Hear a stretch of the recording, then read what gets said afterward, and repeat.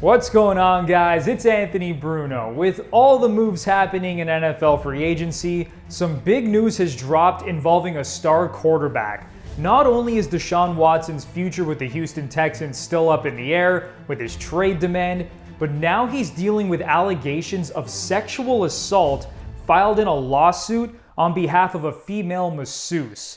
We're going to go over this and some other rumors surrounding Deshaun Watson's future, so stay tuned.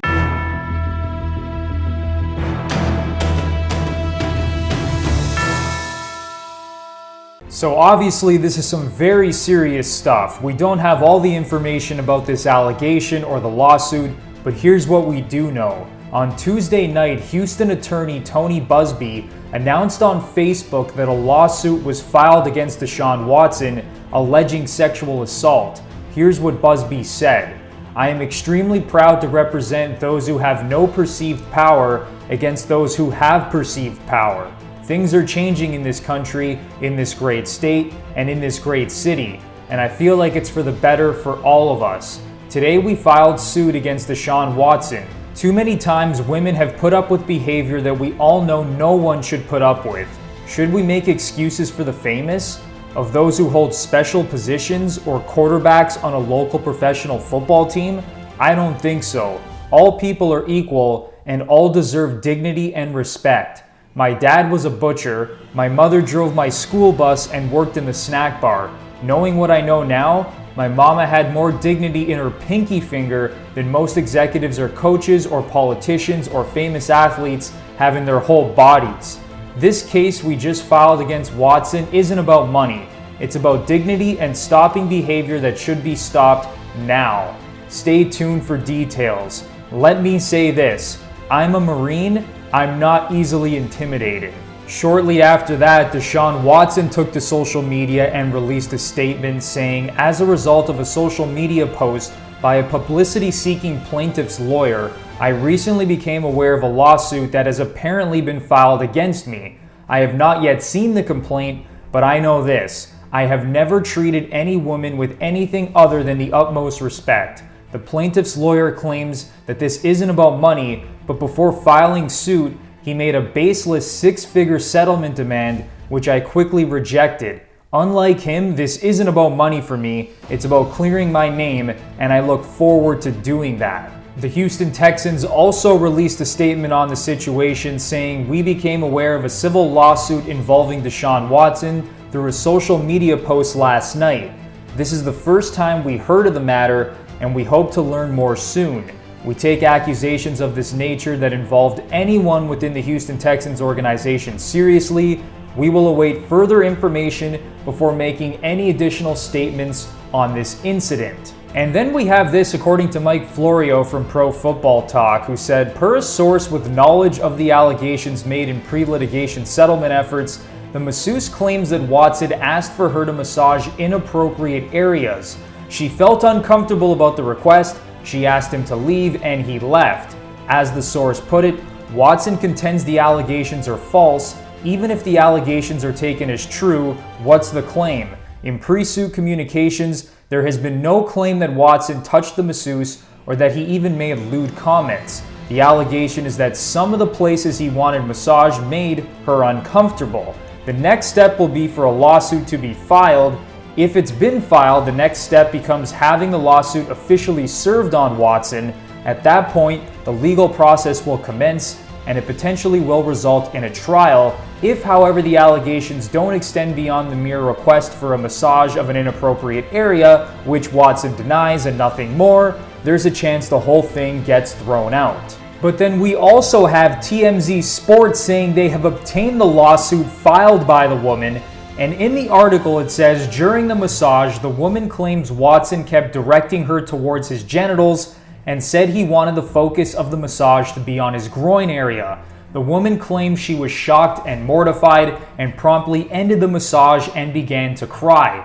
That's when she claims Watson made a vile threat. "I know you have a career and a reputation, and I know you would hate for someone to mess with yours, just like I don't want anyone messing with mine." The woman claims Watson apologized via text message, but she didn't respond. The masseuse claims she suffered mental anguish as a result of the incident as well as panic attacks, depression, and anxiety. And then it gets even crazier because Tony Busby, the lawyer who has filed this lawsuit on behalf of the masseuse, went on Instagram January 26th and posted, "Remember this? At Johnny Manziel 2, 7 years ago, I put 10 billboards up around Houston asking my neighbor, Mr. McNair, to draft the greatest college football player ever. Obviously, it didn't happen." So Busby claiming that he's neighbors with Cal McNair, the owner of the Houston Texans. So obviously, this is another bombshell, and I'm sure Watson and his legal team are going to be very interested in digging into this and the connection between Busby and Cal McNair. So obviously, there is a lot going on here, and like I said, we don't have all the information yet, so we're just going to sit back and wait to see how this plays out. And of course, this is probably going to have ramifications on Deshaun Watson's future with the Houston Texans, who just signed free agent quarterback Tyrod Taylor to a 1-year contract. And we obviously know that there's been rumors flying around about Deshaun Watson going to several different teams. So it remains to be seen what is going to happen there.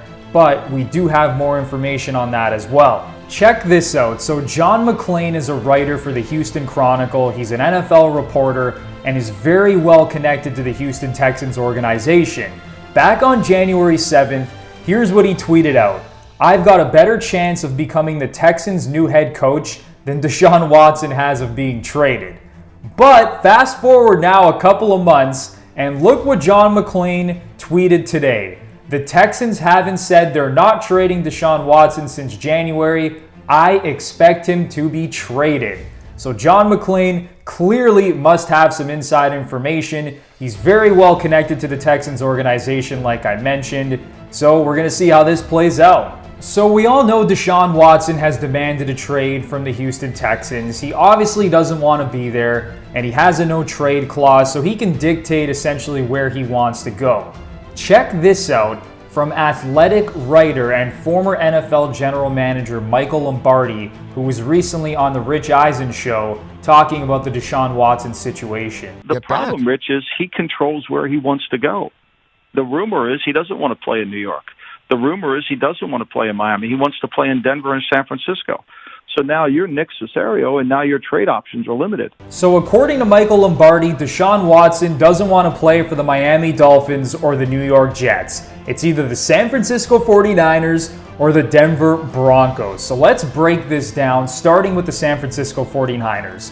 This is a team that's coming off a very disappointing 6-10 season. They had a ton of injuries last year, and it was really frustrating for the 49ers because in 2019, they obviously got to the Super Bowl, losing to the Kansas City Chiefs. They have one of the best rosters in the NFL. And we got to talk about Jimmy Garoppolo for a second, because when you look at this 49ers team, if they had a really good quarterback based on some of the talent they have on offense and obviously on the defensive side of the ball, having a really good quarterback can put this team to the next level. And say what you want about Jimmy Garoppolo when it comes to his talent on the field, his ability to play the quarterback position. You could do a lot worse than Jimmy Garoppolo, but you can also do a lot better than Jimmy Garoppolo, and Deshaun Watson is a guy who is certainly better than Jimmy G. And the biggest thing with Garoppolo is that he has not been able to stay on the field. Over the last 3 seasons, Jimmy G has missed 23 games. If you're not on the field, if you can't stay healthy, you obviously can't help your team. It's as simple as that. Garoppolo has 2 years left on his 5-year, $137.5 million contract, and this has obviously been a very frustrating situation for Kyle Shanahan and the 49ers. All Shanahan wants is a quarterback that he can trust and rely on to stay healthy and make the plays and make the throws that he needs him to make. And can you imagine Deshaun Watson, one of the best quarterbacks in the NFL, teamed up with an offensive genius like Kyle Shanahan? That would be absolutely incredible. And then when you look at the other things the 49ers have been doing, they just signed left tackle Trent Williams to a 6-year, $138 million contract, making him the highest paid offensive lineman in NFL history. They also re-signed fullback Kyle Juszczyk, And then when you think about the offensive skill position players this team has, George Kittle, obviously one of the best tight ends in the game, great young receivers in Deebo Samuel and Brandon Ayuk. And then you look at the defensive side of the ball, led by Nick Bosa, who's one of the best pass rushers in the sport. So this is a team that, if you add Deshaun Watson to the mix, is going to be a legitimate threat to get back to the Super Bowl. So we'll see if the 49ers actually make a move and try to go after Deshaun Watson. And then, of course, we have the Denver Broncos, who have been searching for an answer at quarterback ever since Peyton Manning retired. They have now missed the playoffs 5 straight seasons after winning the Super Bowl in 2015. And over the last 5 years, Denver has gone through Trevor Siemian, Brock Osweiler, Paxton Lynch, Case Keenum, and Joe Flacco. So it has clearly been a huge struggle for this team to find a franchise quarterback. And right now, Drew Lock doesn't appear to be the answer either. He led the NFL with 15 interceptions last season and fumbled the ball 8 times in 13 games. After drafting Cortland Sutton, Noah Fant, and Jerry Jeudy over the past 3 seasons, and then when you think about Tim Patrick in the mix as well, the Broncos desperately need a quarterback who can get these guys the football. And it goes without saying, Deshaun Watson would be a fantastic option for the Broncos at the quarterback position. That does it for this video. Thank you guys so much for watching. Please let us know in the comments what you think about this whole situation and what you think the future holds for Deshaun Watson. We would love to hear your thoughts. And as always, we would really appreciate it if you hammer that like button, subscribe to the channel, and ring the notification bell so you know exactly when TPS is releasing some new content. So that does it for this video, and I will see you guys next time.